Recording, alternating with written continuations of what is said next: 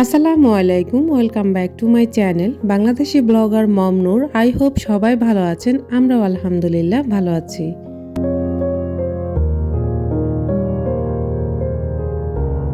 নতুন আরও একটি লাইফস্টাইল ব্লগ ভিডিও দেখার জন্য আপনাদের সবাইকে আরও একবার অনুরোধ করা হচ্ছে। প্লিজ ভিডিওটি স্কিপ না করে দেখার অনুরোধ রইল। কোথাও কোনো অংশ আপনার ভালো লেগে যেতে পারে। যদি ভালো লাগে তাহলে প্লিজ একটি লাইক দিয়ে আমার ভিডিওটি কন্টিনিউ করবেন। আপনি যদি আমার চ্যানেলে আজকে নতুন হয়ে থাকেন, চাইলে আমার চ্যানেলটিকে সাবস্ক্রাইব করে পাশে থাকা অল অপশনটা অন করে রাখবেন। আমি যখনই ভিডিও আপলোড করব নোটিফিকেশন পৌঁছে যাবে আপনার কাছে। আপনি সময় করে আমার সকল ভিডিওগুলো দেখে নিতে পারবেন। ঘুম থেকে ওঠার পর আমাদের গৃহিণীরা প্রত্যেকটা গৃহিণী কিন্তু কাজে ব্যস্ত হয়ে পড়ে, তো আমিও কিন্তু তার ব্যতিক্রম নয়। আজকের ভিডিওটি শুরু করেছি রান্নাবান্নার আগে থেকে। তো এখানে দেখতে পাচ্ছেন আমার কি থালা বাটি অনেকগুলো জমা হয়ে গেছে ঝুড়িতে, আর এইগুলো হচ্ছে এখন আমি কিচেন সেলফে নিয়ে যাব। তো তার আগে হচ্ছে আমার ছেলে চলে এসেছে স্কুল থেকে, ওকে নাস্তা দিয়ে দিয়েছি। তো আমার অনেক আপুরা কমেন্টস করেন, আপু ওদেরকে একটা হচ্ছে ডিম দিয়ে দেবেন, শুধু চা দিয়ে দেবেন না। তো আসলে চা দিয়ে ওরা খেতে অভ্যস্ত, তো যার কারণে ডিম দিয়ে ওরা খেতে পারে না। যাই হোক, ছোট কাপের জন্য মানে যেই কাপে একটু কম চা আছে সেটা হচ্ছে আরাফের জন্য, কারণ আরাফ কিন্তু ভাগ বসায়, চায়ের ভাগটা বসায় কিন্তু অন্য খাবারের ভাগটা বসায় না। তো আসলে ওকে যে চায়ের নেশাটা যে কিভাবে ওর থেকে বের করব ওটাই বুঝতে পারছি না। এদিক দিয়ে হচ্ছে এখন আমি কিচেন সেলফে থালাবাটিগুলো একে একে যার যার জায়গায় রেখে দেব।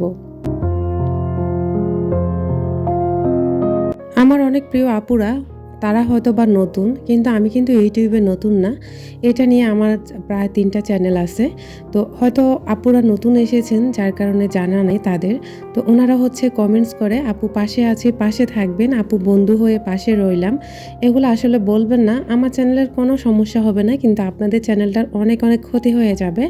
আর একটা চ্যানেলের পিছনে কতটা শ্রম দিতে হয় সেটা শুধু আমিই জানি। আর একটা চ্যানেলের পিছনে একটা ওয়াচ টাইম যে মানে 1 ঘন্টা ওয়াচ টাইম যে কত প্রয়োজনীয় সেটা শুধু আমিই জানি। তো আপনাদেরকে একটু সাবধানতা অবলম্বন করতে হবে, যেহেতু আপনাদের চ্যানেলটা যদি গ্রো করতে চান তাহলে এই ধরনের স্প্যাম কমেন্ট করবেন না, তাহলে দেখবেন আপনার চ্যানেল এমনিতে গ্রো করবে। আপনি যদি কাউকে সাবস্ক্রাইব করেন সেটা সে এমনিতেই বুঝে যাবে যে আপনি তাকে সাবস্ক্রাইব করেছেন, ওইটা আপনি সরাসরি না বললেই ভালো হয়। ইউটিউবে আপনার চ্যানেলটাকে আরও বেশি ডাউন করে দিবে এই ধরনের স্প্যাম কমেন্ট করলে। তো হয়তো বা আপনারা বুঝতে পেরেছেন, আশা করি নেক্সট টাইম আর এরকম করবেন না প্লিজ আপুরা। আমার চ্যানেলের সমস্যা নাই, তবে আপনাদের চ্যানেলগুলোর বিরাট আকারের ক্ষতি হয়ে যাবে। এদিক দিয়ে হচ্ছে আপনাদের ভাইয়া কিছু বাজার নিয়ে এসেছিল, বাজার বলতে যেমন বিস্কিট আইটেম আর কি। তো আসলে বেশ কিছুদিন হচ্ছে আমার বাসায় কোনো ধরনের বিস্কিট ছিলই না। তো এখন হচ্ছে এখানে লেক্সাস বিস্কুট এনেছে, সল্টেজ, সাথে হচ্ছে ঘিয়ে ভাজা টোস্ট বিস্কুট এনেছে। তো ওগুলো হচ্ছে যার যার জায়গায় রিফিল করে নিয়েছি। এখন চলে এসেছি কিচেনে হচ্ছে আমি কিছু ওই যে আমার বাচ্চারা যে চা খেয়েছে ওগুলা ক্লিন করব। সাথে হচ্ছে আলাদা এক্সট্রা কিছু থালাবাটি ছিল বা ট্রে ছিল, ওগুলা হচ্ছে ক্লিন করে নেব। তো আপনাদের যদি আমার ভিডিওর কোথাও কোনো অংশ একটু হলেও ভালো লাগে তাহলে প্লিজ আপনার ফ্রেন্ডস অ্যান্ড ফ্যামিলির সাথে আমার ভিডিও লিঙ্কটা শেয়ার করতে ভুলবেন না, আর বেশি বেশি করে লাইক করতে ভুলবেন না পুরা প্লিজ। একটি ভিডিওর পেছনে কতটা শ্রম দিতে হয় শুধু একজন কন্টেন্ট ক্রিয়েটর বুঝতে পারে। এদিক দিয়ে ওই যে নাস্তা পানিগুলো গুছিয়ে বা বাজারগুলো গুছিয়ে এখন চলে এসেছি আমি কিচেনে। এই যে বাইরে দেখতে পাচ্ছেন বৃষ্টি হচ্ছে, টিপ টিপ বৃষ্টি পড়ছে, আর ঝুম বৃষ্টি হয়েছে গত 2-3 দিন ধরে।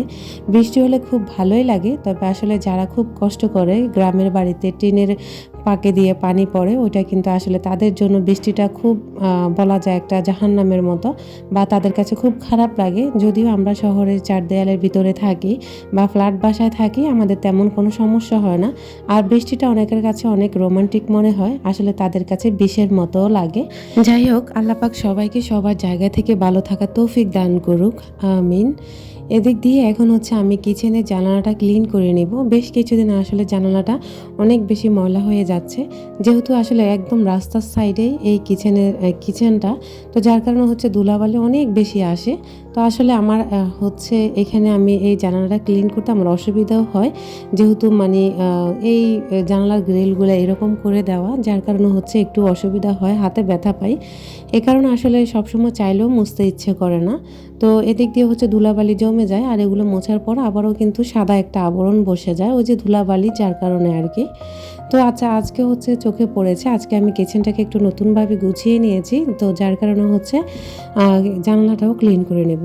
মাঝে মাঝে দেখা যায় সব কিছু ক্লিন থাকলেও জানালাটা একটু ময়লা থাকলে তখন দেখতে কিন্তু খুব বাজে লাগে। যার কারণে চেষ্টা করি সব কিছু পরিপূর্ণভাবে পরিষ্কার করে রাখার জন্য আর কি। আর এই যে একটা ভেজা কাপড়ের সাহায্যে আমি হচ্ছে জানালার গ্রিল এবং কি জানালার যে সাইডটা আছে ওটা ক্লিন করে নিয়েছি। পুরো জানালা একদম ক্লিন করতে পারিনি, আজকে আসলে খুব মানে চাপ হয়ে গেছে।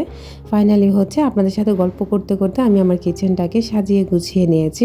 আর আমার এই কিচেনটা আমার পরিপূর্ণতার একটা জায়গা, আমি খুব ভালোবাসি আমার কিচেনটাকে। আমার পুরো বাসার থেকে সবচাইতে মেন জায়গা, ভালোবাসার জায়গা হচ্ছে আমার কিচেন। এটা যদি ক্লিন থাকে, নিট অ্যান্ড ক্লিন থাকে এবং কি পরিপাটি থাকে, আমার নিজের মনটাও অনেক বেশি পরিপাটি থাকে। এত বেশি ভালো লাগে তখন আসলে কি বলে বোঝাবো আমি জানি না। এই কর্নার সেলফটা কিন্তু এখানে ছিল না, এটা নতুন করে এখানে লাগানো হয়েছে, যার কারণে এটাকে এভাবে গুছিয়ে নিয়েছি। সাথে হচ্ছে আমার পুরো কিচেন কাউন্টার টপটা আমি এভাবে নিট অ্যান্ড ক্লিন করে গুছিয়ে নিয়েছি।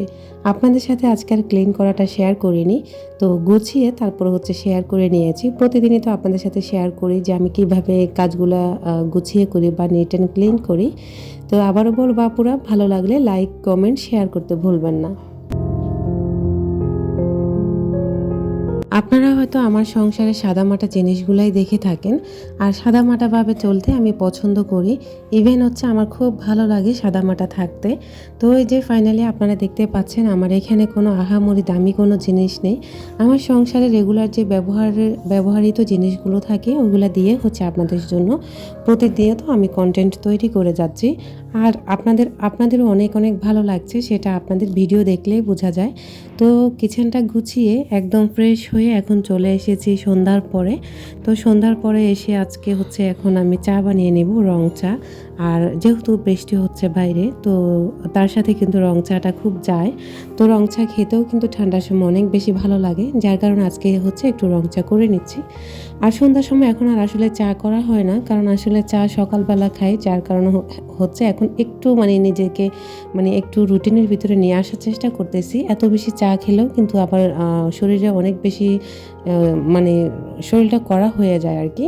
তো যাই হোক, এদিক দিয়ে চলে এসেছি এখন রং চা করে নেব। তো এখানে যা যা মশলা দেওয়ার দরকার সবগুলো দিয়ে দিয়েছি, যেমন এলাচ, তারপর হচ্ছে গোলমরিচ, দারচিনি, লং, এরপর হচ্ছে লবণ, তারপর হচ্ছে চিনি, তারপরে পানিগুলো ফুটে ওঠার পরে এখন হচ্ছে দিয়ে দেব আমি চা পাতা। আর মশলা দিয়ে কিছুক্ষণ ফুটাতে হবে, তাহলে কিন্তু চায়ের স্বাদটা একটু ভালো আসবে। তো আমি বেশ কিছুক্ষণ ফুটিয়ে তারপর হচ্ছে চা পাতাগুলো দিয়ে দিয়েছি। আর ফাইনালি হচ্ছে এখন সবার জন্য চাগুলো ঢেলে নিচ্ছি। আর রং চা খেতে কিন্তু আমার বাসায় সবাই মোটামুটি পছন্দ করে, শুধু আমার বড় ছেলে ছাড়া। আমার বড় ছেলেটা আসলে রং চা একটু কমই পছন্দ করে, তবে ইদানিং আমরা খেতে খেতে একটু অভ্যস্ত হয়ে যাচ্ছে। আজকে চাগুলো কিন্তু খেয়েছে আর বলেছিল আম্মু খুব ভালো হয়েছে। ওই যে গত ভিডিওতে আপনাদের সাথে বলেছিলাম আমার একটা বাজে অভ্যাস আছে, সেটা হচ্ছে আমি চা কিন্তু ছাঁকি না, আমি এভাবেই ঢেলে নিই। তো এটা যেহেতু মশলা চা, এটার মধ্যে মশলা একটু একটু পড়বেই, স্বাভাবিক ব্যাপার। তো এই তো এখন হচ্ছে সাথে কিন্তু কয়টা টোস্ট বিস্কুট নিয়ে নেব। ফাইনালি হচ্ছে এখন আমরা সবাই মিলে চা আর বিস্কুটগুলো খেয়ে নেব আর কি। তো চায়ের সাথে কিন্তু চাল ভাজা এবং কি যদি মুড়ি হয় খেতে কিন্তু ভালোই লাগে। তো আজকে কিন্তু আর কোনো মুড়ি নেব না, আজকে শুধু চা দিয়ে আর বিস্কুট দিয়ে খেয়ে নেব।